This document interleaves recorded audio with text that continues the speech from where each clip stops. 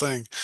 So I'm Richard Wexler. I'm the CEO of a plan to age. Steph, if you want to start the presentation.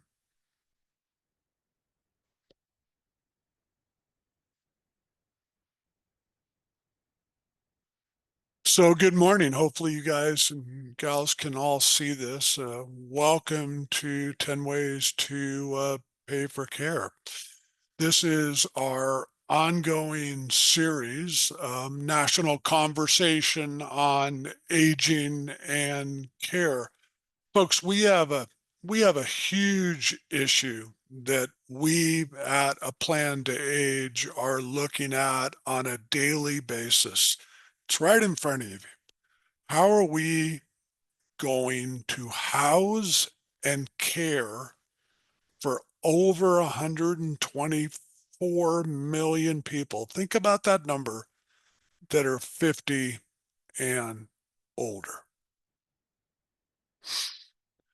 So at A Plan to Age, we are doing an immense amount of education, as I admit more people, like the call today. We're doing a lot of education and teaching people how to have family conversations. We're doing a lot of education and teaching people how and why to plan before a loved one gets seriously ill. We're providing local and nationwide resources that we're building on a weekly, monthly basis. And we're just doing some plain old-fashioned hard work. And then our mission, I want folks to join our mission. We are bringing in the brightest from senior care, healthcare, the legal world, the financial world, academia, government, the news media, and more. Thank you, Steph. One of the most expensive items that we're going to run into as I try to manage the new admittance as well, one of the most expensive items that we're going to run into in life is this simple four-letter word called care. Per the AARP's report in 2025, and I truly believe these numbers are very conservative, 63 million folks are caregivers. 61% are women. Next slide, please. So let's talk quickly about the cost of care before we move into with all our presenters. On average, care in the home costs $40 an hour. Larger cities, that number is closer to 50. This number below is insane. At $40 an hour for 24/7 in the home, that care is a measly $28,800 a month. That's nuts. Care in assisted living is $5,000 a month on average, and that's before you add the levels of care on top of that. Larger cities, it's 7 to over 10,000 a month. On average, memory care is over 6,000 a month. In those larger cities, it is over 12,000 a month. Some crazy numbers that are only going to get worse. So it is imperative that we truly understand all the ways to pay for care. We're going to be talking about Medicare, about your piggy bank. That's going to be up first. Long-term care insurance, a life insurance settlement, a reverse mortgage, utilization of real estate lending, the nuclear care program. As I look at John, what is that? Veterans Administration, Medicaid, German government funding. What is that? Family care and families piggy bank. Next slide, please. We are now, as I said, going to turn to Andrew as our first presenter as we talk about, which most people understand, your personal piggy bank in paying for care. Are you there, Andrew?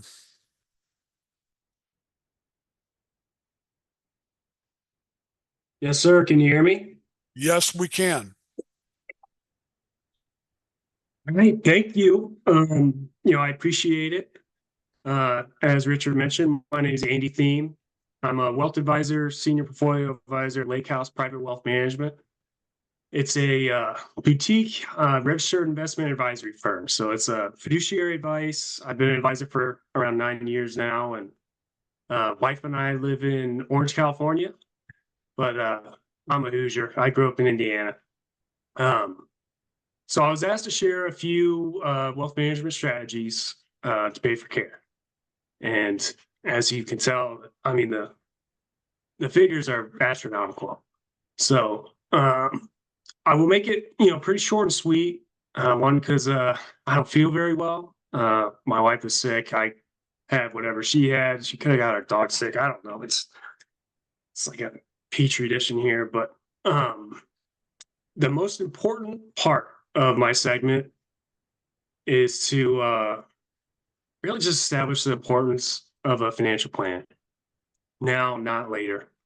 It is by far the most beneficial, impactful product that we as advisors can provide, and it's free. Um, it will either affirm your current situation, provide some additional insights, areas of improvement, but either way, you'll leave more confident, moving forward. And it's truly it's fluid and meant to be periodically reviewed to accommodate life's curveballs, but also rigid enough to provide guidance. So it walks through all your goals, dreams, values, and it kind of makes the that theoretical it'll work out type of mindset into how will we make it work? What are the necessary steps to make it work? And through collaboration, coordination, it's truly a roadmap, and I love it.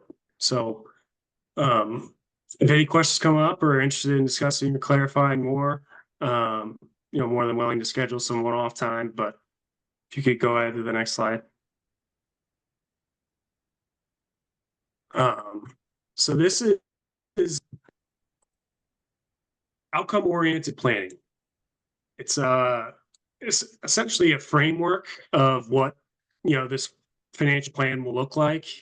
And it's pretty straightforward. It starts with a discovery meeting to better understand what's important. We kind of walk through a data collection sheet, and from there it's pretty self-explanatory. But more importantly, separate silos, different buckets, and within those buckets, layered um, objectives. And those could be goals, needs, like those gotta haves, and wants. And you kind of rank them by importance.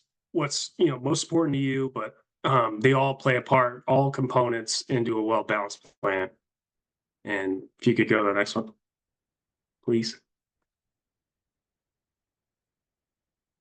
So this is just a snapshot. So previously, I've worked with a couple different platforms. They're all pretty accessible.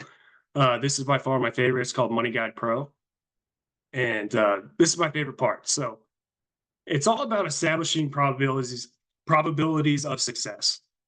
And these are some of my favorite slides. So it's kind of establishing where you're at now, where you want to be, and like I said, I plan to get there.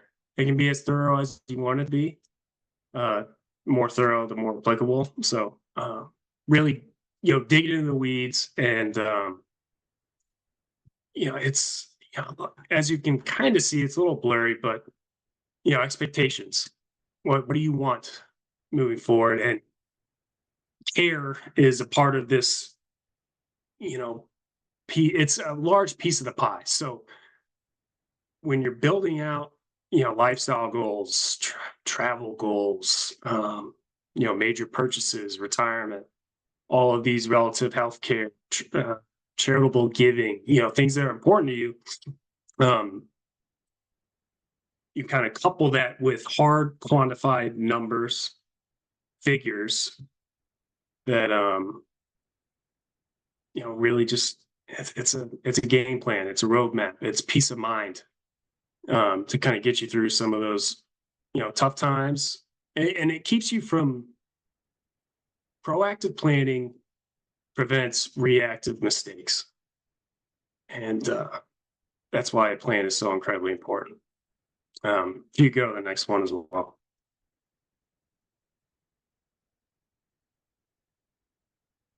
This is also throughout the kind of data collection and discovery process. We figure out those needs, wants, goals. We prioritize them accordingly. From there, what I do is I kind of play around with the numbers. I fluctuate, low, middle, high, thresholds for each goal, need, want, and then through the program, it'll kick out relative scenarios and probabilities of success. And the figure to the right shows those Monte Carlo simulations. It's just another way to say, it's 1,000 different scenarios differentiated by relative return and relative figures to establish a probability of success. And the wheelhouse is anywhere between 80 to 100%. That's highly likely to meet relative goals, needs, wants. And it's just these what if scenarios. So that's where it gets really interesting, and how we really provide value is to go through all of your assets, all of your liabilities, planning, insurance planning, long-term care planning. It all comes together in a very unique and very beneficial way to, like I said, give you peace of mind. And if you go to the next one too.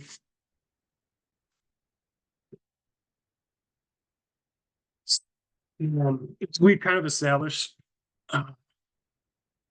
this is incredibly important as well. So it's the monthly budgeting plan. I actually put a link in there so you can automate it and connect it to relative accounts. But main point being is automate your bill paying and budgeting. This is key. Be as specific as possible. Once you've established what's coming in, what's going out, you'll have a better idea of what's left over, discretionary income. And then, outside of, maxing out your 401ks, maxing out your IRAs, establish a investment account, automatically deposit a fixed amount. It's kind of give and forget. And invest those funds. Early and consistent investing unlocks the full power of compound growth over time. It truly is the easiest way to become a millionaire. The most powerful tool in accumulating wealth is time. And compound growth, it'll snowball. And the main point is, let your money work for you. Actions and vehicles to build generational wealth are available, and it's a no-brainer. Invest early, save often, and let time do its thing. And actually, it started with my dad. So my brother and I were, little mini entrepreneurs, and we were around 10 and 11. We wanted to start our own company, so we started Poop Patrol, and that evolved into lawn care, paint mailboxes, shoveling snow, and with that earned income, my dad set up custodial brokerage accounts and Roth IRAs. And, we're 21 years later, and, it's amazing what compound growth can do, especially if you continue throwing chunks of money into those accounts. And, it's an upward trend line. It'll meander along the way, but base case, it's around 8 to 10, and it's conservative. And start early, put those kids to work in a sense, but in all seriousness, it's time value, money, and compound growth. You can go to the next one. So these are some more wealth management strategies. Majority are a little nuanced where it's not applicable for everyone, every situation, but that again puts a plan at the forefront. a plan will help determine, what makes the most sense at the right time, um, for your given situation. So I'm not going to go through all of them. I think number one is very important. So tax optimized planning. So similar to outcome oriented planning, tax related buckets are incredibly important. It gives you flexibility, accessibility, and having a taxable bucket for growth, and also being able to tax loss harvest. So it's essentially taking losses within your portfolio against um, associated gains to pull money in a very tax efficient way. And also, you have your tax deferred buckets and your tax free buckets, where you're taxed on the front end, tax free distributions on the back end. And that's why, so the little subtle point under there is backdoor Roth conversions. It uses non-deductible IRA contributions followed by Roth conversions. That's a little more nuanced, depending on the individual, but that's a very unique tool. Health savings accounts are incredible. It's essentially a retirement proxy for medical needs, and it can also be used for family members if they're listed as a qualifying dependent.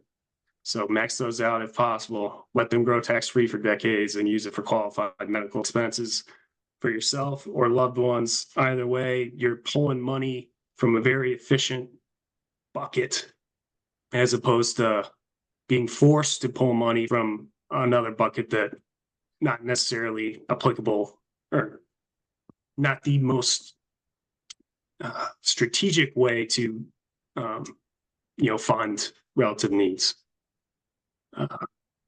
Number three is pretty unique. So it's called a LIRP. It's a life insurance retirement plan. So it's overfunding permanent life insurance. So the funds grow tax deferred, and then loans against those, that amount, investment related amount, are tax free. And number four is interesting as well, cash balance pension plans. So outside of 401k profit sharing plans, business owners or high earning professionals can still put away additional funds into retirement related accounts. That's just another way to maximize earnings. Standalone special needs trusts are very interesting.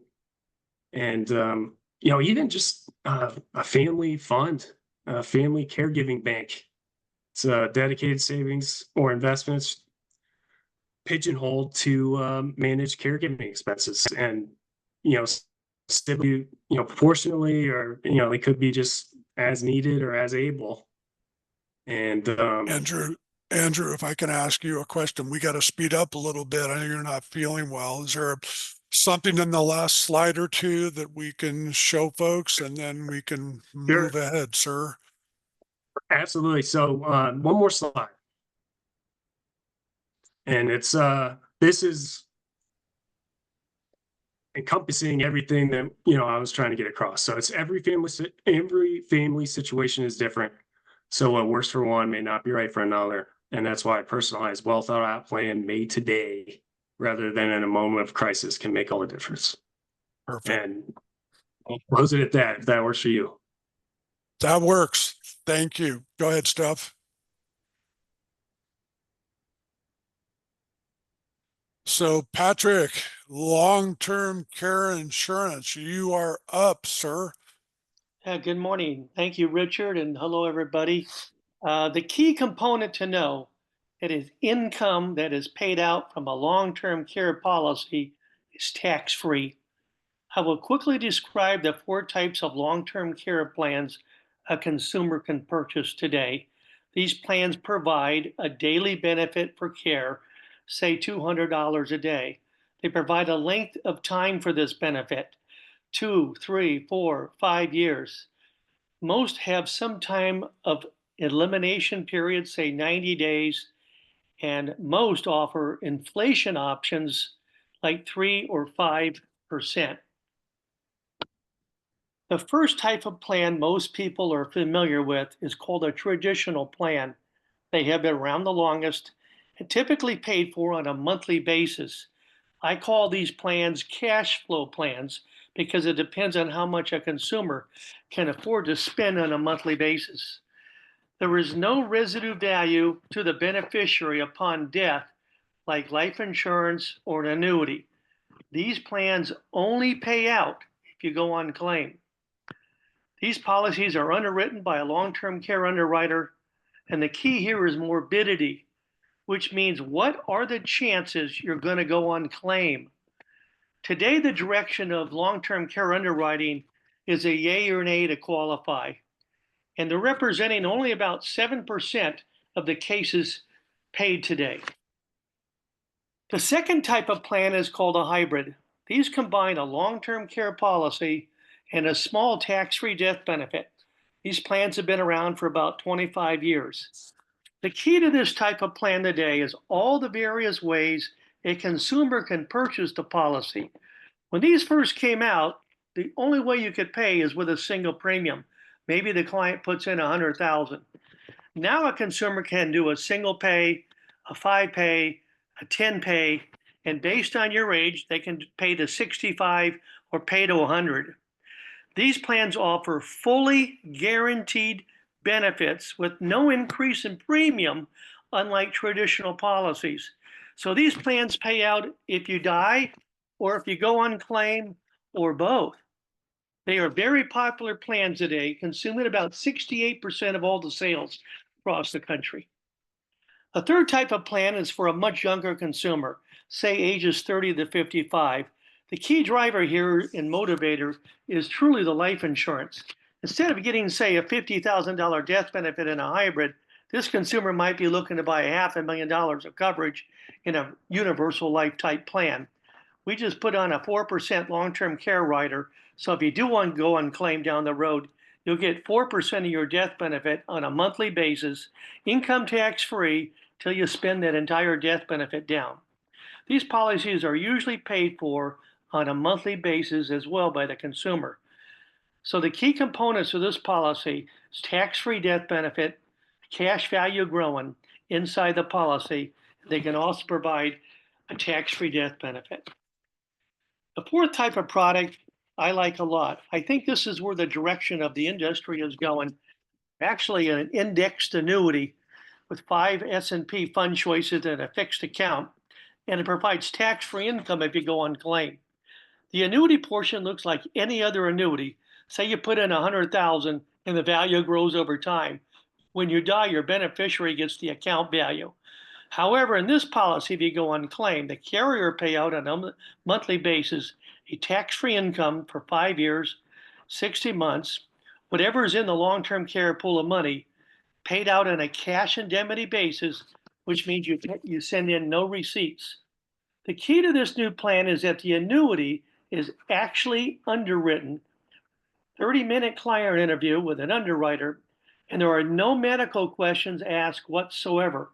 This is a cognitive and physical assessment, and the underwriter will give the client one of 3 categories: preferred, standard, or decline. And no consumer can ever be declined for coverage. So based on your age, the amount of money you're putting in the plan, say $100,000, and your underwriting classification, that will determine your initial long-term care pool of money. And there's no elimination period on this.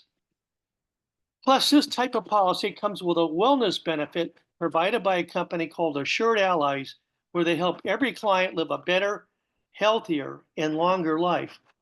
Currently, these are about 22% of the market and growing. Carriers are coming out with these plans. I would suggest you work with a long-term care pro when looking for coverage and look for a CLTC and a CLU designation on one's credentials. So Richard, that's all for me. Thanks for having me on the plan. And as you can see, consumers have many options today offering choice, control, and flexibility. Thanks a lot. Thank you, Patrick. If you can move ahead. Steph, one thing, folks, the contact information for all of our presenters is on our website, a Plan 2Age. Remember, that's the number 2 under our partners page. So, Chris, you are up, sir.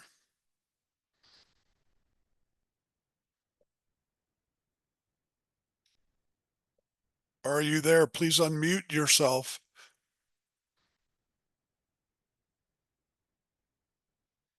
Ah, very good.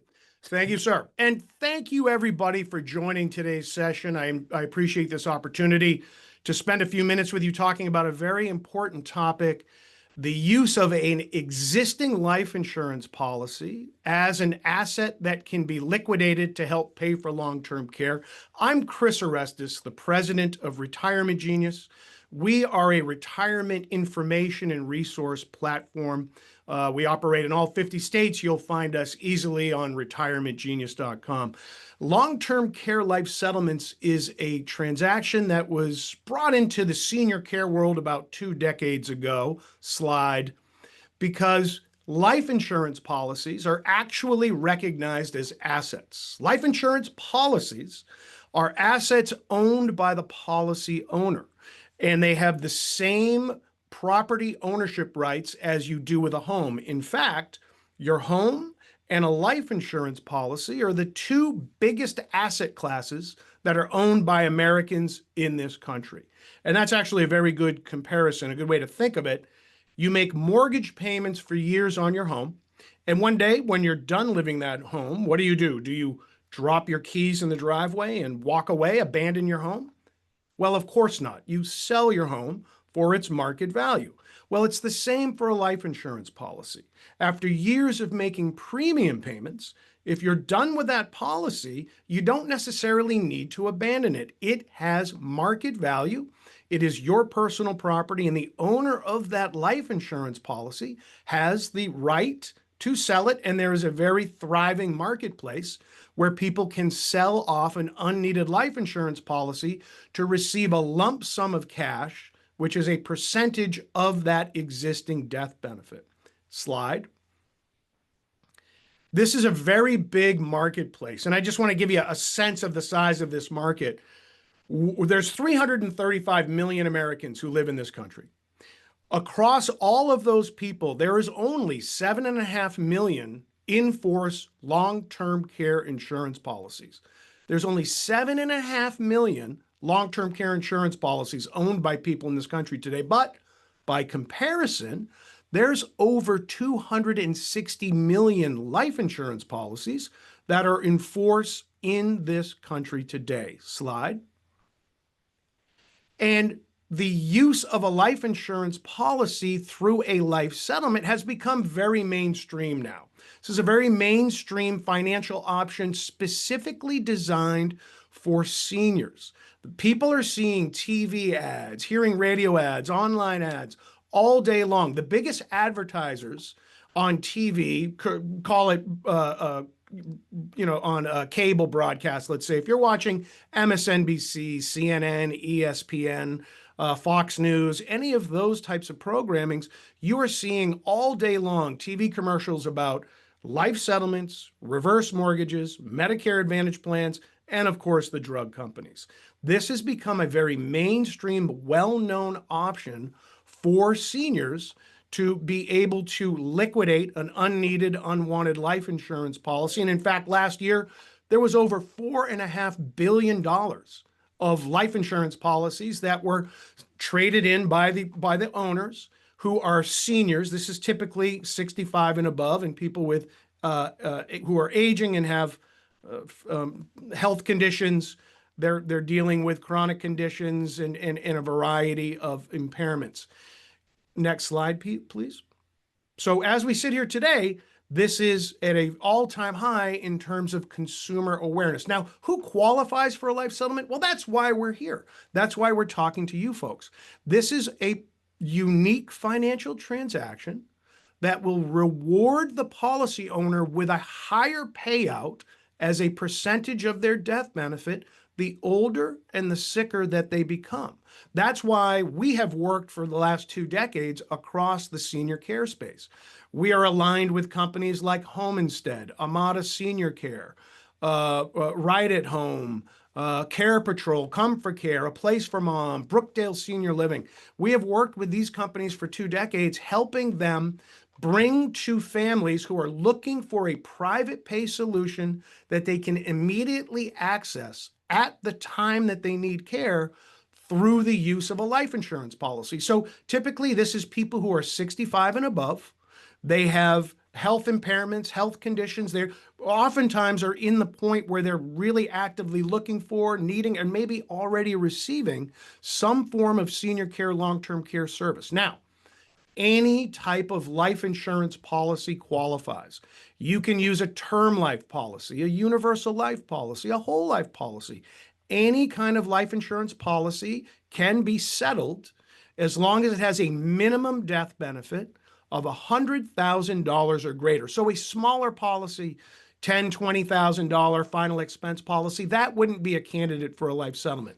But you get to a term policy, a universal life policy, a whole life policy with $100,000 or greater of death benefit. Now you're talking about somebody who has an asset that could qualify to sell that asset off through the life settlement market. And there are no costs whatsoever for the policy owner to do a life settlement. One, they already own the life insurance policy and have been paying premiums for years. So what they're doing is selling off an asset they already own, they've already paid into for a great number of years. There's no costs, no fees, no anything. This is a free transaction, and from start to finish takes between 60 and 90 days from first look to the settlement is done and the family, the policyholder, is receiving money for care. That's why we hear every day from so many different care providers with a family who will contact us and say, we have somebody here, their mother has let's say a $100,000 life insurance policy. They think they're going to get rid of it. They'd like to see what they could get. Well, the older and the more that they need care, the higher they're going to get. Typically, a settlement is going to pay out somewhere between a low of 5 to 10% of the death benefit to as much as half of the death benefit. So that person could be looking at anywhere from $10,000 to $50,000 out of a $100,000 life insurance policy that could be paid to them. They would no longer be responsible for making any more premium payments on that policy, and they then have that money to turn around and immediately, without any delay, start using it to pay for care. Next slide. So, as I said, about 20 years ago, we brought the LTC life settlement into the marketplace. It is available in all 50 states. It is a way to make immediate payments towards care. Any form of care can receive payment through the LTC life settlement, any form of care that you can think of. Next slide. And because the money from the settlement is being spent on care, one, it is a Medicaid qualified spend down. You are private pay. You're remaining private pay with those dollars for as long as possible, delaying the need to go on to Medicaid for as long as possible, oftentimes avoiding it altogether while you're spending that money down. But if you do end up spending it down to nothing left, you can make a seamless, immediate transition over to Medicaid, assuming the rest of your affairs are appropriately configured. And when you do a life settlement and it's for a need to pay for care, if you have 2 ADLs or more, or you even maybe have a terminal diagnosis, the entire amount of money you get from the life settlement is tax-free. So this is a no-cost way to liquidate an existing life insurance policy that potentially is tax-free dollars to spend on any form of care you want immediately, and to do it inside the framework of a Medicaid qualified spend down. Next slide. So here's what you need to remember. One, this is specifically designed for seniors.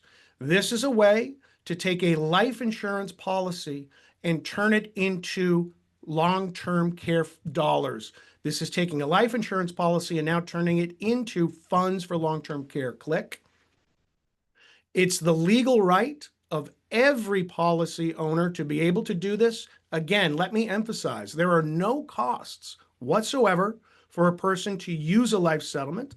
There are tax advantages as well, and the process is quick and it's easy. It does not require much of the policy owner, and I can tell you, all these years of paying out literally tens and tens of millions of dollars towards care, using this program with care providers across the country, this becomes a very seamless, easy part of the onboarding process when you're talking to a family. And what I've always found to be, as I conclude, the most ironic thing about the world of senior care is that those who are practitioners in care providing, whether they're geriatric care managers, care providers, the reluctance to talk about how to pay for this.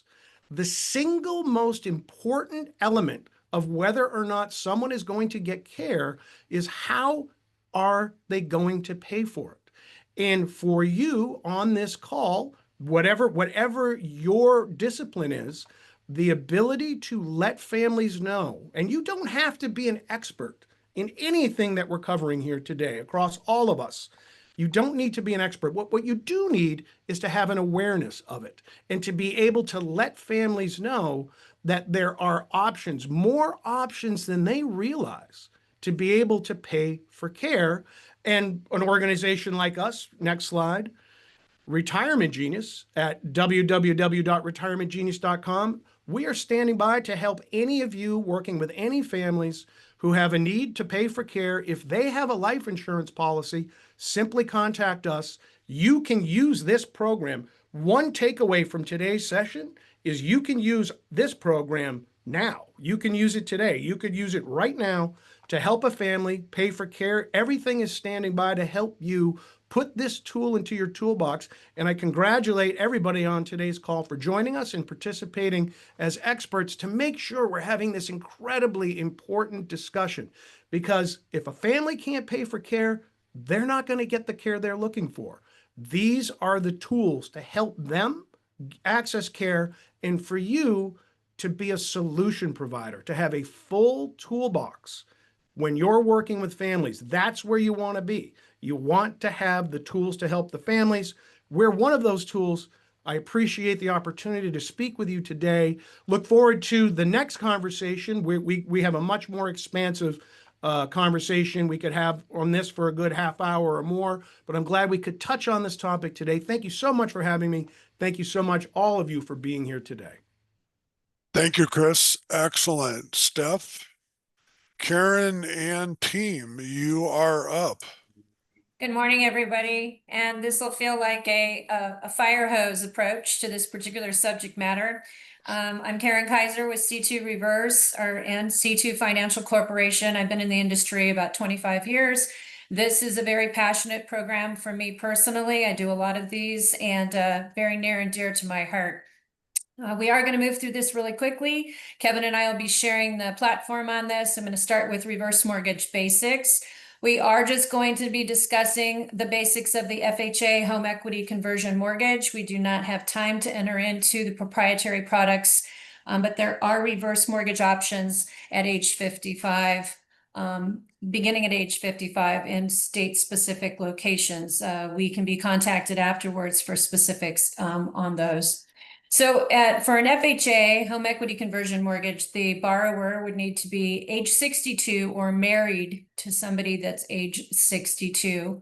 It needs to be an FHA qualified home, meaning a residential property, 1 to 4 units. That could be a condo, can be a residential single-family resident, could be a manufactured home, can be a duplex, a triplex, a fourplex. I've used all of those in financial strategies with clients. You must live in the home as your primary residence. This does not mean that a borrower is exempt from owning additional pieces of real estate. They could be a real estate tycoon. They can own multiple properties all over, but this loan can only be obtained on their primary residence. They can also, as I mentioned before, I've had clients buy a triplex and a fourplex. As long as they live in one of the units, they can rent out and make rental income on the other units within that same product. Generally, this does not affect Social Security and Medicare benefits, but again, we would advise that you seek out your tax advisor and financial advisor for specific information regarding that. Next slide, please. Reverse mortgage benefits. This is a mortgage of options. It would take me over an hour to go through the benefits because they are so many and so vast, but let's just start with keeping the title to your home, no different than a forward mortgage, typical 30-year fix. You're going to retain the title to your home just like a forward mortgage. There are basic credit and income qualifications. They aren't as FICO credit score driven, nor as income driven as a typical forward mortgage. You do have to show capacity and willingness to take care of your property taxes, insurance, HOA, and home maintenance. There is possibility of getting tax-free equity cash from your home, 30 to 74% available. And that a lot is based on mortality. This is a mortality-based product, age-related, how much equity you have, the interest rate that's tied to the program. All of those come into play as it allows for the equity cash to be removed. There's never a required principal and interest monthly payment. There are options. You could choose to make a payment. That's another strategy, but there is no required monthly principal and interest payment.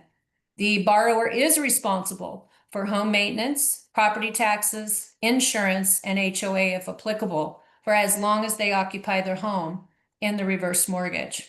Next slide, please.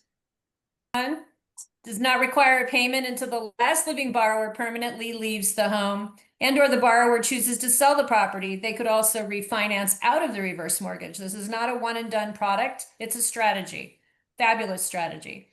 Non-recourse loan. That means that they never owe more than the home is worth at the termination of the reverse mortgage. It's a protective mechanism for an FHA product. It's also a loan for supplemental income, diverse financial strategies for aging in place. So again, that you can choose the type of care that you wish to have. Now Kevin can finish taking that over. Sorry about that, Kevin. I mean, Karen, thank you, Kevin. Go ahead. Thanks, Karen. Next slide, please. So some of the myths, people think that they lose title. They do not. Kevin, you are echoing pretty badly. Is there a different sound system for you, sir? I can try to call in. You sound like you're in a tunnel. Yeah.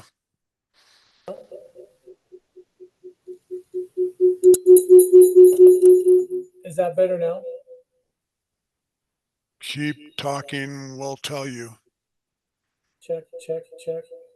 Yeah, you're still echoing. Sorry about that.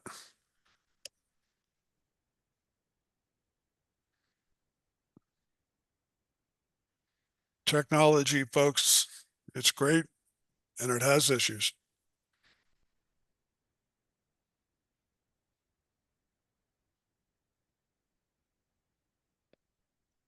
What I may have to ask, if we can't get your audio straightened out, if Karen could possibly take your slides, and I apologize for that, but we have a lot to cover. How about now? Try it again, sir. Does that sound better? You Yeah, need you're to a turn little. it up. Yep. Is that good now? Check, check. Yes, we'll try our best. Go ahead. Okay, so Karen covered some of this.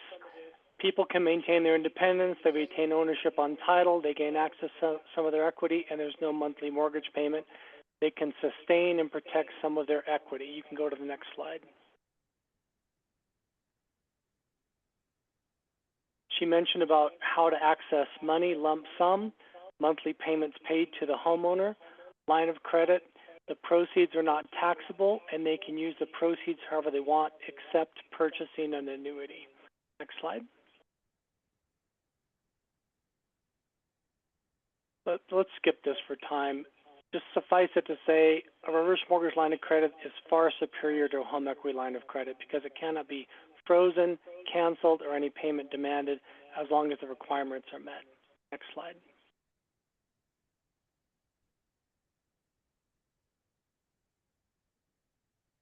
Okay, so let's look at a couple case studies. Mary is a 75-year-old widow, has a home value of $500,000, owns her home outright. She can access $200,000 in a reverse mortgage line of credit, which will grow by compound interest month over month at 6% a year.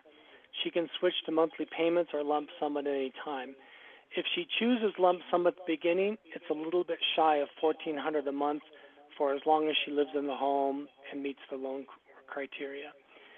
Now we have Doug and Judy, 62-year-old married couple, home value of $500,000. Again, they own their home outright. They can access $157,000 in a reverse mortgage line of credit. They do not have long-term care insurance. I appreciated Patrick's presentation. Most people don't have it. About 12% have it. 2/3 of us are going to need it. At 62, Judy needs someone to come in and care for her 4 hours a day, Monday through Friday, where Doug is at work. They're able to pay someone $25 an hour, 20 hours a week, until Doug retires at age 70. Then he will become the caregiver. So basically, the equity in the house will provide the care that Judy needs so they can stay in their house and not have to sell or move. Next slide. I think we're at time. There's our contact info. Reach out if you have any questions. Sorry that was quick, guys, but a lot of great information. And again, everybody, their contact information is there. All the presenters are on our website, on our partners page. So I take it Shane is not with us. Is that correct?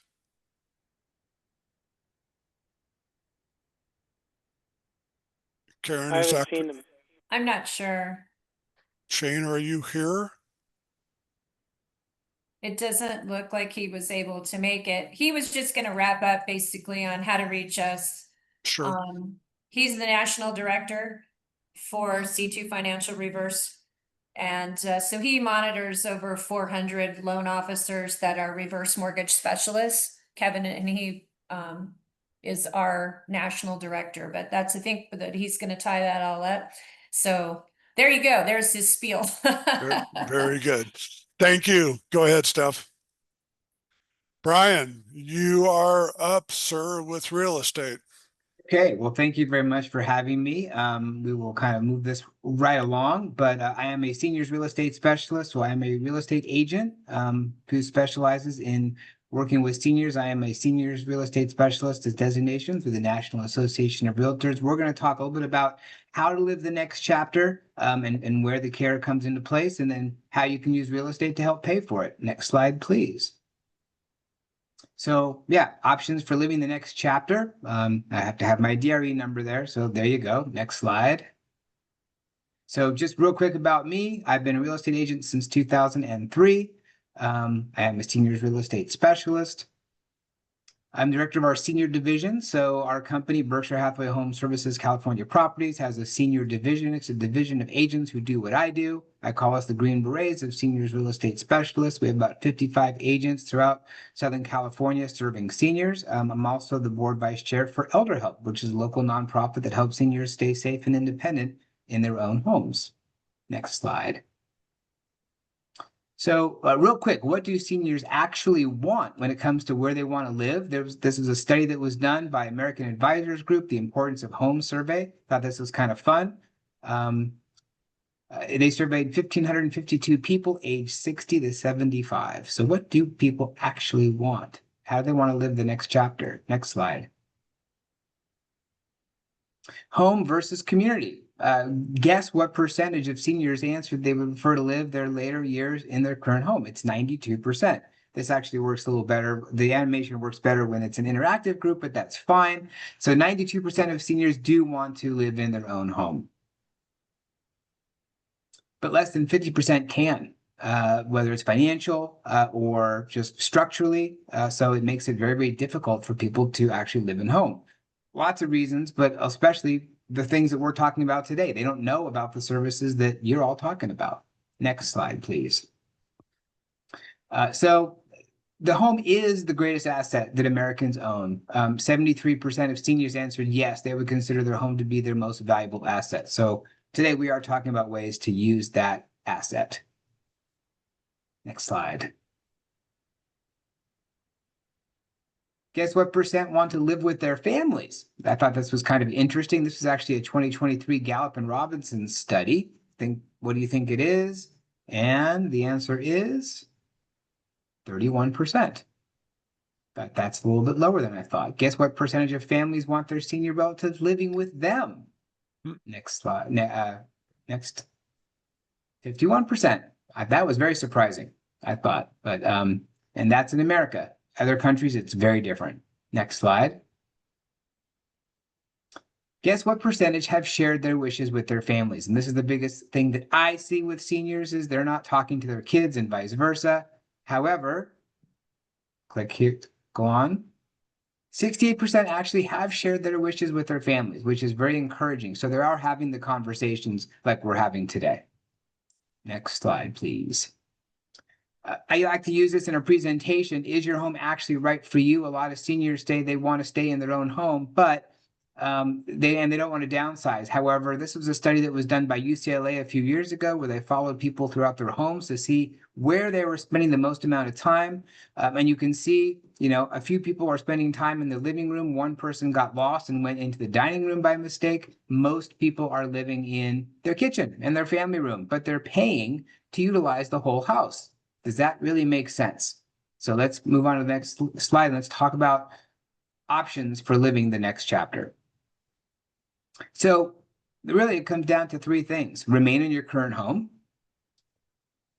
sell or rent your home out and move to another home, sell or rent your home and move to a senior living community. So let's briefly talk about each option. If you stay in your current home, that's a great option. And we're talking about different things today to how you can pay for care while you live in your own home. These are other things that people, though, need to consider when they're weighing the options. Do they have a mortgage? How much does that cost them? Are they paying property taxes? So these are costs that people don't always associate with owning a home over time. HOA dues, they never go down, they only go up. Utilities, food. And I do this in comparison to perhaps living in a senior living community where they're not paying for some of these things. Transportation, because at some point they are no longer going to be able to drive. And how are they going to get around? Home maintenance, repairs, and improvements. This is the big one. If they're living in a home that was built before, say, 1980, it probably was not built well for aging. I mean, even if it's a one-story home, a lot of times the doorways are not wide enough for wheelchairs and walkers. So they have to modify their homes, and that costs money. So yeah, home modifications. And then, yeah, maintenance and improvements. If you're going to have to replace a roof, do you just replace the roof over the area you're living in or the whole house? These are things that people have to add up. And staying connected. The number one health issue with seniors right now is social isolation and loneliness. And if they're living at home, they need to stay connected with others. People have to factor that in, and the eventual cost of care. A lot of times I talk to seniors who say that I want to live in my own home and it's going to be great.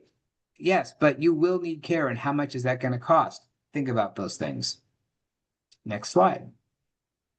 Sell and move to another home, maybe downsize to a one-story home that's more applicable.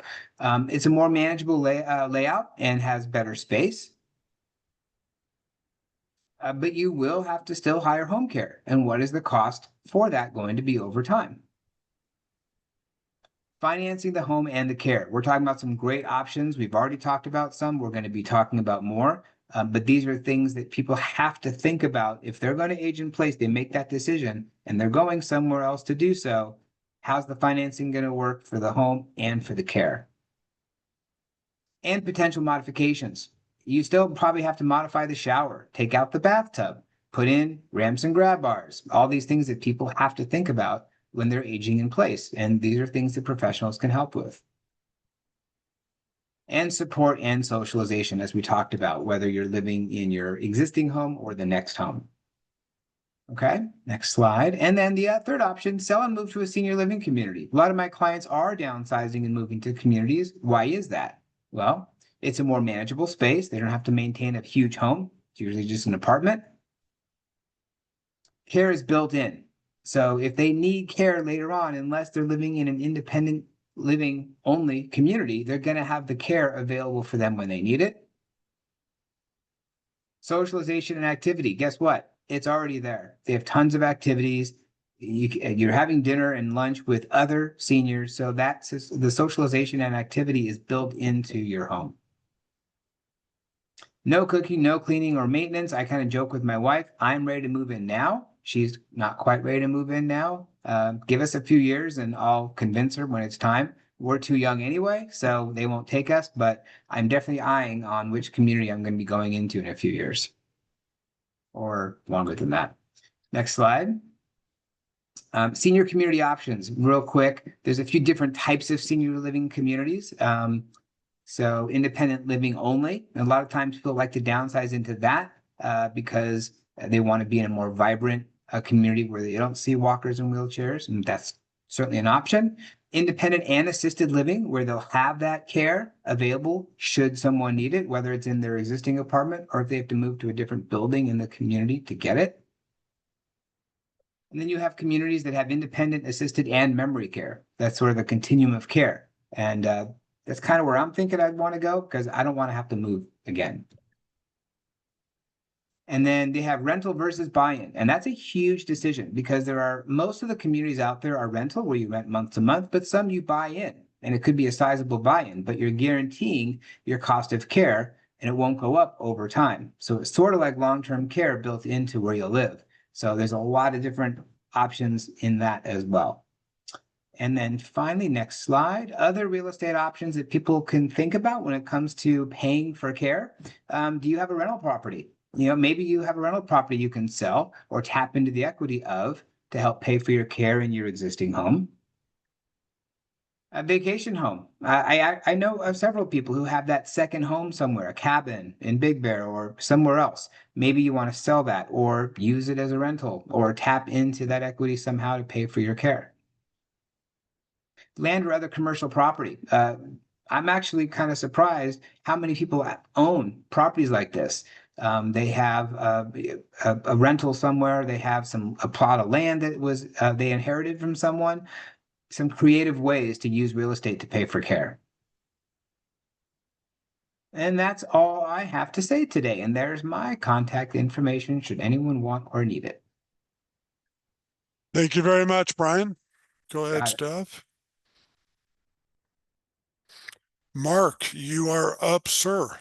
Okay, thank you, Richard, for coordinating this great event. Appreciate the opportunity. If we could move to the next slide, that would be great. Okay, so some of these we've already talked about in different capacities, but the most common themes for seniors today, and Brian mentioned this, is that the home may be their only major asset or their only significant asset. House rich, cash poor is the term that's often used. Today's seniors are a buy and hold generation, so it's a little different than younger families who are buying homes and maybe moving more often. In a lot of cases, seniors have lived in their homes for a lot of years. And as we've talked about, the whole purpose of the conversation today is that people are generally unprepared for the high cost of care. And a little bit overwhelmed, by the thought of moving or selling their home because they have an emotional tie to it. But they may want to leave the home to their family. They may want to leave it, to their grandkids or their kids who grew up there. Maybe there's an emotional attachment there, that they want to be mindful of. But the home may not be sale ready. It may not be ready to be transferred to another resident because they've lived in the home for so long. A lot of times there is deferred maintenance that prohibits them from, if they are going to sell, from potentially selling for top dollar. And also we find that, and I'm not sure if anybody's going to talk about this later, but the impact of the step up in basis as far as when you sell the home and what the capital gains tax implications are if you sell the home prior to the senior's passing or after. And oftentimes seniors just procrastinate because these are difficult decisions. So they don't know where to turn. They're really having a hard time making a definitive decision that feels very overwhelming. And they also assume that a reverse mortgage is the only option to be able to finance a home when you're a senior, because one of the biggest challenges for seniors is that they're generally not working anymore, right? You're not moving into assisted living and running your side hustle out of a home office, right? You're done with your working days. And so income is key factor for loan underwriting, but reverse mortgages are not the only option out there, and that's where we come in. So if we could move to the next slide, that'd be great. So reverse mortgages are definitely a viable option and a good one. In many cases, they can be the right solution for families. We are big proponents on making sure that families understand all of the different options and what the implications are if you do a reverse mortgage. And the reverse mortgage team that spoke earlier touched on some of these and had some really great points. So one of the things that reverse mortgages are a little bit limiting in is the amount of equity that you can tap into. So some of the alternatives that we'll be talking about allow you to access a much higher percentage of equity, qualifications permitting.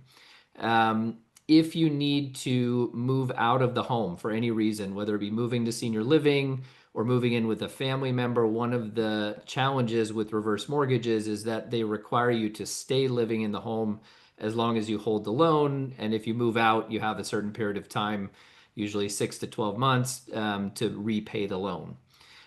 So that can be a challenge if your care needs change and you need to move out of the home for any reason. If you want to pass the property on to your heirs, they cannot assume a reverse mortgage. So they would have to be able to refinance into their own loan. Sometimes people can do that, sometimes they can't. And if you want to, one of the challenges with reverse mortgages as well is that it's great that they don't have an out-of-pocket monthly payment. A lot of the alternatives do have a required monthly payment. But when you're not paying interest, what's happening is you're paying interest on interest over time, and that can compound and you lose equity on an accelerated basis. And also, generally speaking, there are different options out there for reverse mortgages, but the FHA loan in particular has relatively high closing costs, and some of the alternatives may be a little bit less expensive on closing costs specifically. If we could move to the next slide. So what are the alternatives? So for a client that has more significant assets, doesn't have to be dramatically large amount, there are loans that are approved based on assets rather than income. And there's different ways to qualify that. One is a calculation of how quickly that money would be depleted. Another one basically has a threshold that says if you have, let's say, 100% of the loan amount in assets that you don't want to liquidate, you qualify just based on meeting that simple requirement. Some of the HELOC products out there will convert retirement assets into a pretty significant amount of income, which offsets the issue of seniors not having generally a lot of income to qualify for traditional financing. So having access to the equity with a line of credit can be a great solution to be able to have the option to pull from the equity when you need it, but not actually paying interest until you actually borrow that money. There are also loans that don't require a statement of employment or income. Those probably were designed for entrepreneurs who have a hard time meeting the employment requirements, but the guidelines also apply to seniors. So this is a great product that could leverage potentially up to 75 to 80% of the value of the home without a requirement to show employment, which obviously seniors are generally not going to have. There's also short-term financing out there. So in the event you're moving into a senior community, maybe it's a CCRC community that has a large entry fee, or maybe it's an assisted living facility where they want a few months of rent up front, and your long-term care policy may have an elimination period. You can borrow money short-term against your property, and there's generally some very relaxed guidelines against those as long as you can show the intent to sell your home. We've had some situations where seniors will have a family member co-sign on a loan to help them qualify. That can sometimes lead to better terms because you're qualifying on a more conventional basis. In the event that, as Brian described, you can also rent your property. In the event that you end up renting it, there are loans called DSCR or cash flow loans that are strictly based on the income you receive relative to the expenses on the property for the mortgage, taxes, and insurance and HOA fees that don't require any other employment or income outside of the cash flow of that rental property. And then there's also loans that we can do that are actually a loan to a trust directly. They're secured by the real estate, but they're called non-recourse, which means that there's nobody personally signing on the loan. So if you have an issue with memory impairment where the senior can't sign on their own behalf, you can do a loan to the trust directly using the house as collateral without having to meet any personal financial requirements at all. Next slide, please. So a couple of case studies. We had somebody who contacted us through a financial advisor who was on the verge of closing on a reverse mortgage, and that would have been a viable option for her. But she really just wanted access to the equity that she may have needed down the road. She didn't have an immediate need. She was 85 and, knock on wood, very healthy. And her financial advisor didn't want her to replace her 3% mortgage with the current rate mortgage and pay the closing costs of a reverse mortgage. So the solution that we did was the HELOC product that I mentioned. This woman had about $350,000 of assets in a retirement account. We were able to convert that into about $10,000 of qualifying income, which was enough to get her access to a line of credit. That little unique niche was the reason she got approved when she had already been denied by 3 other HELOC lenders who were looking at things on a more conventional basis. And then sometimes these products are used for tax mitigation strategies. So we had a 97-year-old woman who was about to move into assisted living, and she had bought the home 50 years prior for next to nothing. The house was now worth $4.5 million. And had she sold it to pay for, let's just say, her last few years of care, she would have paid $1 million in capital gains tax.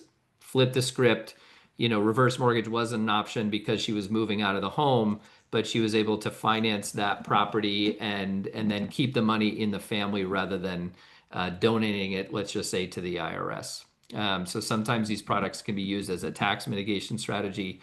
One of the most important things I think seniors can do is to make sure they know how much the capital gains tax might be if they do sell their home while they're still alive. Sally, next slide, please. Okay, so this is my contact information. We're going to skip through this because I know this is available elsewhere, but Richard, thank you again for having me and for coordinating today's event. You're welcome, Mark. Folks, it looks like, in all honesty, we're going to go beyond the bottom of the hour. I apologize for that. If you have to leave at the bottom of the hour, I understand. Just a lot of information on a lot of great programs. Who do we have next, Steph? We have John. Yep. How's it going? Good. How are you? Oh, living the dream. Hey, I was wondering if I could borrow your slide, the cost of care. Do you mind going back to that slide, Steph? Sorry, it's like his second slide, I think. It just highlighted a lot of what we do. So as it shows in my title, I work for a company called Nuclear Care Partners. I don't know how many people know about the nuclear benefits for people who worked in, Department of Energy sites, weapons manufacturing, anything that has to do with nuclear mines. There's a ton of benefits out there. So if you look at the $40 an hour for 24/7 care is $28,000 a month. If they worked at a nuclear site and they have a health issue that is making them need 24-hour-a-day care, that is completely covered by the government. They also get cash payments up to $400,000 tax-free because of their time in nuclear development. So say and the conditions we generally see, basically any kind of cancer, pulmonary issues, we're seeing a lot more kidney issues, neurological issues like Parkinson's, things like that. So essentially, if anybody you see or you mingle with have any of these issues and they worked in the nuclear industry, just tell them to give me a call. We can run down the benefits. It's going to depend on exactly where they are. There's a lot of nuance to it, but I can help you guys. I can help anybody just try to figure out if this person's qualified. I also want to go back to what Brian mentioned in his comments, is home modifications. So sometimes these, as we get older, we're going to need modifications to make things more accessible. If they qualify for these benefits, it actually covers those as well. They can also have their spouse get paid for doing all the work around the house if they're unable to do it themselves. So there's all sorts of different options for this, and realistically, it's a really, really cool program. I didn't even know it existed until I started here just over a year ago. It's something I feel like gets shoved under the rug. I don't think the government necessarily wants people to know about it, but there's a lot of people out there who are eligible for benefits, and we'd love to help them with that. So the way you can tell if a patient has been qualified for these benefits, they'll receive what's called a white card. It looks like an insurance card, but it'll show the DOL, Department of Labor. It'll show kind of their information, a case number, and yeah. And we help people get qualified for those white cards. We also help people who already have them. They're the ones who we can start care for immediately. If they haven't qualified for it yet, the process takes 1 to 2 years usually to get qualified for that white card, because there's a lot of physician information that needs to be passed on to the government that says, hey, we believe that this patient is suffering from these conditions because of their time in nuclear development. And so once we have the medical background for that patient, that's how we get them qualified. We have 2 different programs that we've kind of coined of our own. We have a kidney care program that's helping patients who have kidney issues. 1 in 3 people have kidney issues in the United States already. If they worked in the nuclear development sector of anything, then they possibly will be covered for like in-home dialysis. Our nurses can help with that, help facilitate. There's so many things like, and then we have a Breathe Better program that helps our patients with pulmonary fibrosis or COPD or any other lung issues. We give them exercises that help strengthen their lungs and get them we want to have more good days than bad. That's really the key. If you don't have quality of life, like that's no point. We try to make it quality. We set goals with our patients. Like, hey, do you want to go to your daughter's wedding with no oxygen? All right, let's see if that's a possibility. We run through all those options. So yeah. So if you want to save $28,800 a month for the patients, like I can help with that if they worked in that industry. I have a patient right now who he got over $300,000 and he has 24-hour daycare, and that's tax-free money. So like it just goes right to him, because essentially the program's there to make sure that you're as independent physically and financially as possible, regardless of what you're suffering from in potentially your time in nuclear development. So I think that's it. If you guys need anything, if you guys want, my cell number is 208-520-8322, and I'll be more than happy to answer any questions for you. First of all, John, thank you. This is a program that hardly anybody knows about. John didn't even know about to a few years ago. It's an unreal program. There's administrators all over the country. As I've mentioned, within our partners, actually on our website, we talk about this program. There was contact information per the website. You also got John's cell phone. If you can put that in the chat as well, John, and I really thank you, and we'll move ahead. Well, thank you very much for having me. Sure. Emily, you are up. Okay, thanks so much for having me. My name is Emily Schwartz. I'm VP of Sales for Elder Life Financial, and we're going to talk today a little bit about the VA's aid and attendance benefit, which, piggybacking on the last speaker, is another benefit from the Department of Veterans Affairs, the federal government, that many families are unaware of. Next slide. Okay, so today we're going to look at the 4 different pension benefit amounts that veterans and their surviving spouses can receive to help pay for care. Care is traditionally assisted living, memory care, home care, can be independent living care if they're also utilizing home care. But you can take a look at these big dollar amounts. So a surviving spouse who is traditionally the single woman, but of course could be the single man, is eligible for $15.15 a month this year, with a COLA increase starting on December 1 for 2026 of another 2.7%. A single veteran can receive $2,358, and a married veteran can receive one of 2 benefit amounts. Typically, they get the highest dollar amount at the bottom of the chart, the $27.95. That is when the married veteran needs care. Whether his spouse needs care or not is irrelevant, as long as the veteran is married and they need care, which we'll discuss in a couple of slides. He can get $2,795. The married veteran, where the veteran is healthy and the spouse needs care, is $1,851. The reason why this is important for families to understand is this is $20,000 to $34,000 a year paid directly to the veteran while they're living and the surviving spouse once they're deceased. This money goes directly into their checking account, whatever they put on the application with the VA. It is 100% tax-free, and they can use it to pay for their care. Next slide, please. Okay, so there are 4 areas of eligibility in order to get these dollars. Obviously, the VA isn't going to easily give up these funds, just like they're not promoting it as well, but it is absolutely possible to receive these dollars. So my team, when they speak with Elder Life Financial and our VA team, we're going to take a look at the military service of the veteran, the health of the applicant, net income after paying for medical expenses, and family net worth. So today we're going to investigate all 4 of these to give you a better idea if you or someone that you're working with is eligible. Let's look at the military service. Perfect. So the first thing we do with any family is we're going to check that they served 1 day of active duty during a wartime period.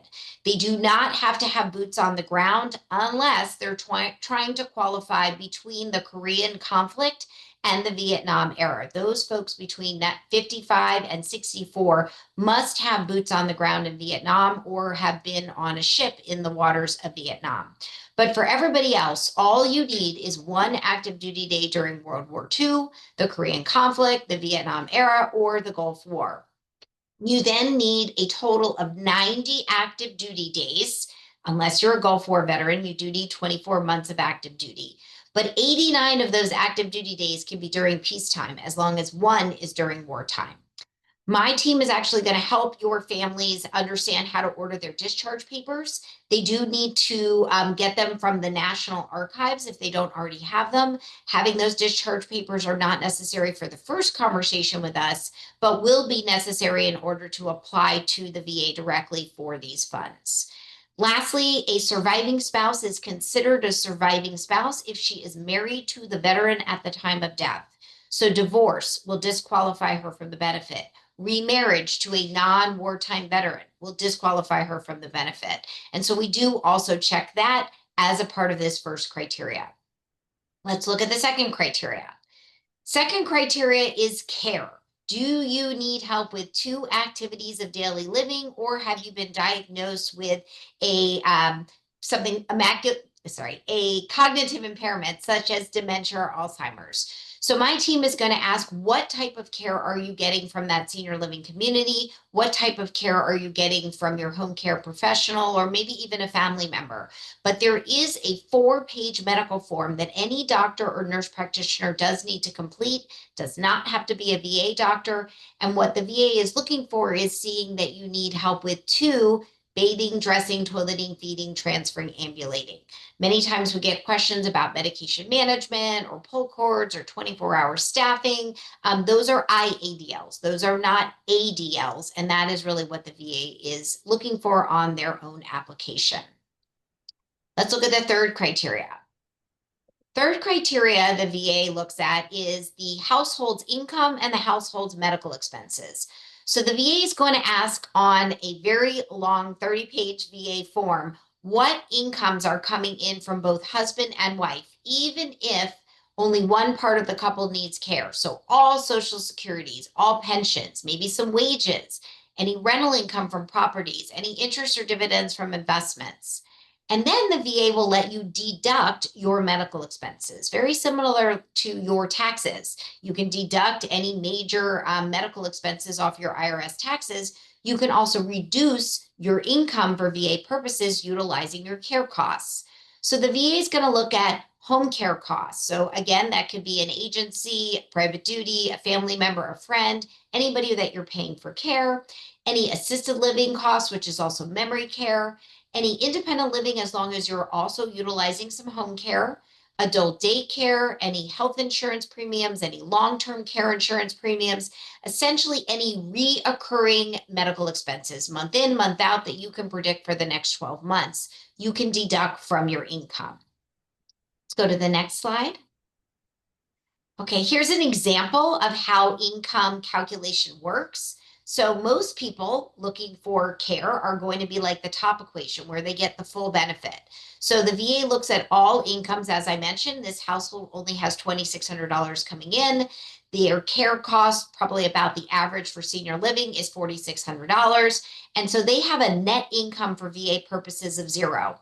Now, I know it looks like their net income is really negative 2,000, and it is. That's why they need this benefit, because they're short $2,000 a month. But when you hit zero, the VA will give you one of those 4 benefit amounts I showed you on the very first slide: $1,500, $2,358, $2,795. Now, some people aren't spending all of their income on care, so they will get a partial benefit, which is what the bottom example looks like. Let's say you have a household with 2 incomes, and it's got $5,200 coming in and the same $4,600 going out.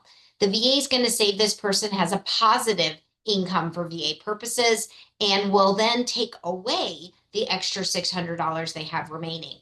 This is usually when I say to our families, you should get more care. Why not have more home care? Why not have a nicer room or more ancillary services from your senior living community? If you spend $600 more, the VA is going to give you $600, and you will get that additional care that you probably need and want, and the VA is going to pick up the tab for that additional $600. Now we'll look at the last criteria.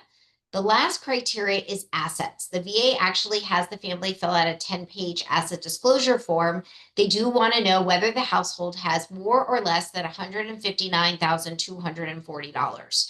I know that's kind of a strange number. It is strange because it goes up every year with the cost of living adjustment, just like the benefit amount. So next year it's probably going to be closer to $163,000, $164,000.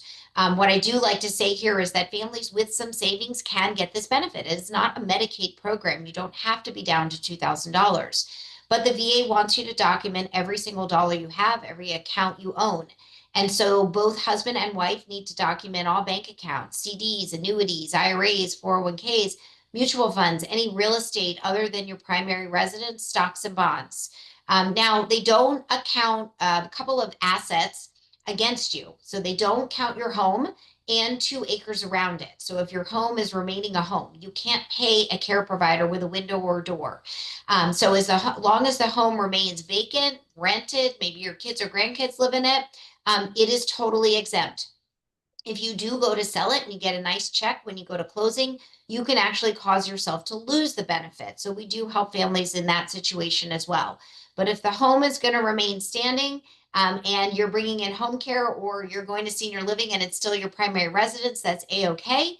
The VA is not going to ask you about your final expense policies, prepaid funerals, burial policies, whatever you want to call it. Vehicles are personal property. So families that are under the $159,000 and meet the prior 3 criteria, we're going to recommend they apply for the benefit. If you are over the 159, or you will be when you sell your home, my company is actually going to provide you a referral to partners that can help educate you even further about how to get eligible for the benefit, or how to remain eligible for the benefit after you sell your home. Let's go on to the next slide. So if you have a family, or if you are a family that is interested in learning about the VA's aid and attendance benefit, you can certainly connect with Elder Life Financial and speak with our aidandattendance.com team. We're going to slowly go through those 4 criteria that I did in speed mode. We're going to give you multiple filing options. We can either give you the 30-page PDF of the VA's application by email. You can print it out. Frankly, that's better than going to va.gov, where the 4 different forms are in different spots. We've already bundled them for you. However, doing your own VA application by pen and paper is like filing your taxes by pen and paper. So we really recommend that families utilize our online application. It's all housed at aidandattendance.com. It is a website very similar to any tax preparation software that you've probably used for your own taxes every April. We do charge $599 to use the software, to have my VA support team answer your questions about what are we asking, and to do a review of your entire application before you print it, sign it, and fax it off to the VA. Applications typically take 4 to 6 months to get approved. And if you have a family that is not able to pay the community or the home care provider while they're waiting for VA approval, Elder Life Financial will also lend you money while you're waiting for that approval, and then you can repay us with your retroactive check. We would lend the exact amount the VA is going to return to you once you're approved. I think I have one more slide about retroactive. Yes, so the way the VA works, the benefits are retroactive to the first of the month after you apply. So this month, Halloween is a business day, October 31st. If you have a family or you are a family that wants to get November money, you definitely want to get your claim open by October 31st. I believe it's a Friday. You can easily do that on our website with a 2-page intent to file form. You tell the VA you're planning to file, but you don't have the rest of the 30 pages completed. If you get that in by the 31st, the VA will owe you money starting November 1. If you are approved, let's say in February, the VA gives you November, December, January, February back in one big lump sum, and you'll get that money in March to either replenish your checking account if you've been paying on your own, or you could certainly repay Elder Life Financial if you borrowed money from us. Now, one thing I forgot to tell you and put in a slide is how to contact us.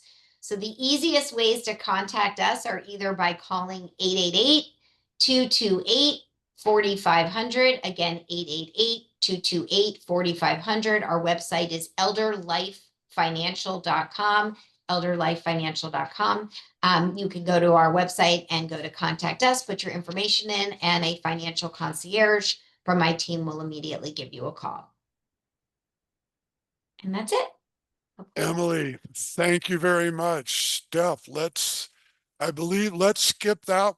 I'll bring that up at the end. Let's go to Medicaid if we can. Medicaid ladies, you are up. Hi, good morning or afternoon now. I'm just going to be really honest here. Jessica had to jump off for an emergency and my computer's about to die, but I'll talk quickly and hopefully we can get it all in. I'm not sure if there we are, perfect. So I am Brooke. I'm a registered nurse and co-owner of Legacy Navigation. We are certified Medicaid planners serving multiple of states. Right now we're in Idaho, Washington, Oregon, Nevada, California, and Arizona. So we serve clients all over the state, and you can go to the next slide, please. Perfect. So we'll just talk a little bit about who we are, what the aged disabled waiver does, who qualifies, and what benefits are offered. And then quickly go through some myths, and then we'll be moving along. So Legacy Navigation, we are a team of clinical experts who are also certified Medicaid planners. We come from a hospice and home health background. I've been a nurse for 20 some odd years now. Jessica's a master's prepared social worker. And we stepped out and created our company about 6 years ago, recognizing that there was a huge need for Medicaid or for seniors to be navigated through the healthcare system. So we have benefits for them, as we all know, but the application processes are inundating and almost impossible when you're a senior and not familiar with technology. Next slide, please. Perfect. And next slide, please. So the aged and disabled waiver through Medicaid is actually a state-run program, but funded federally. And it serves those that are 65 and older or those that are disabled and deemed disabled by the Social Security Administration. This is an entitlement program. We've already paid into this benefit, so it's not meant to be an impoverishment program like traditional Medicaid is. And it doesn't carry the same limitations as traditional Medicaid. Next slide, please. Perfect. So who qualifies for this waiver? The waiver basically says that a candidate must be over the age of 65 and someone who has a disability who needs a higher level of care but does not have the funds to pay for it. Traditionally speaking, any of us that have saved money or any of the seniors that have saved money in our lives, like was said earlier, we put all of our money into our house and that's kind of our fortune that we're going to pass on to our children. But it turns out that we need to have other additional sources of income to help support our caregiving. Next slide, please. So this is a huge list of some of the benefits that are offered for recipients. A lot of people don't understand what is offered, but really the aged and disabled waiver is to help seniors get the care that they need without having to remain hospitalized because there's not appropriate caregiving situations. So anything that you can think of that would maintain them in the home is obviously going to be the cheaper option. for both Medicaid and the client. But if they need to move up to a higher level of care and step up to assisted living, memory care, skilled nursing, whatever that looks like, this waiver covers them through the whole benefit and process of it. Next slide, please. So a lot of the things that we hear from our clients or potential clients for Medicaid is, I make too much money. I've been told I make too much money. I have too much income, or I get VA income, like Emily said. So there's a lot of ways to work around Medicaid's limits, and Medicaid recognizes that basically in any state, if your care needs exceed your income, there are tools to use that we can get you approved for Medicaid. So in Idaho, there's there's a Miller Trust that's an income solving problem. In Washington, they say as long as your care needs exceed your income, you're a candidate. Every state is different, and so we become the experts in all the states to help people understand that yes, you really do qualify, and maybe not all of your income is included in that income vision that Medicaid has. Next slide, please. Thanks, Steph. So tools to manage when outside of the income limits, again, the qualified income trust or Miller trusts. There's community spouse resource allowance. So Medicaid, we have people come to us all the time that say, oh, the elder law attorney or somebody told us to go get divorced so that my wife could get Medicaid or my husband could get Medicaid. That's a huge, well, A, it's illegal to do that to qualify for Medicaid because it's a diversion of resources. But B, we can protect your community spouse and keep them whole and remaining in the community, and still get you the care that you need as a spouse that needs the care, with Medicaid helping and approving that. So Medicaid doesn't want both spouses on the program. It's obviously costs more, and so there are ways to move income and assets over to the community spouse to maintain those. Next slide, please. So asset preservation tools. There are many tools that we can use in preserving assets. Medicaid does have the 5-year look back penalty in most states. Some states do not have that anymore. But what we do is we're very transparent with Medicaid. We move money around strategically to preserve assets for a married spouse or even somebody that's single that's looking to maybe give their children some inheritance, or they have somebody trusted that will help them manage their money. So we use gifting and promissory notes, personal care contracts. So we have a lot of people that come to us that the spouse or the daughter or the son or the adult child is providing the care for them, but they're not getting paid for it. And this is a way to move assets legally and ethically that Medicaid recognizes through a personal care contract. There's also, 5 rules under Medicaid's ideas, I guess, that you can deed the home to somebody to preserve the assets in the house. So we guide people through that as well. And then also through the prepaid funeral arrangements. So I know somebody spoke earlier about life insurance and what those look like. We use those tools often. We use tools like the reverse mortgages and stuff to help people get the most out of their assets and protect them long term to get the care that they need versus, going on Medicaid right now and then spending all of your money and having nothing. Our goal is to really preserve those assets, but it is an option for seniors to get care that way. Next slide, please. So a lot of the Medicaid myths are that Medicare covers my housing needs, which everyone on here obviously knows is untrue. Medicare is not going to pay for that or any kind of custodial care. Health insurance will cover it. You can barely get health insurance to cover your doctor's appointments. So obviously they're not going to cover your assisted living or in-home care. The nursing home will figure it out for me. That's true sometimes. The nursing home will tell you to spend all your money down below $2,000 and they can get you qualified for Medicaid. That doesn't preserve your money or your assets or help you with the bigger financial plan. Let's see, if I need care, Social Security will pay for it. We know that's not true. Social Security could barely pay the income for most clients. And family members can just handle it for free, which a lot of family members obviously can't quit their day jobs and go take care of mom or dad to ensure that they get the care that they need. And they probably aren't the most appropriate person. So These are the things that Medicaid helps. And that was really quick. I feel like I was talking a mile a minute, but again, all of our contact information is provided for you. And if you guys have any questions, please feel free to reach out. And again, they're on our partner page, I do believe. So thank you, Brooke. Sorry this Thank is you, going so Richard. quickly.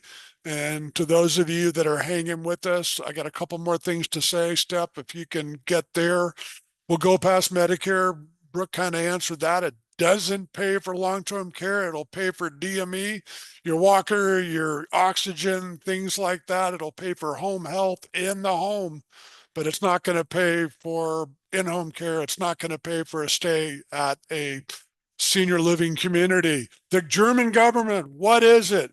So we should have put this earlier. It is a compensation program for Holocaust survivors worldwide. Yes, there's over 200,000 of them in the world. I believe around 40,000 still left in the United States.